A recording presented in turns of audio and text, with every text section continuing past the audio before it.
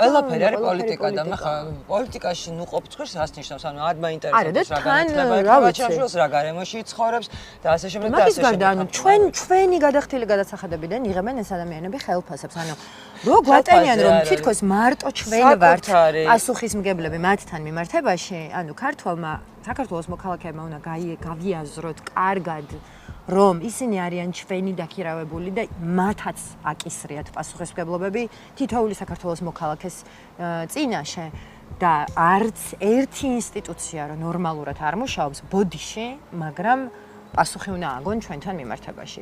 ბოდიში, მაგრამ 12 წელი გიყურებ, ეხლა მიბძანდი.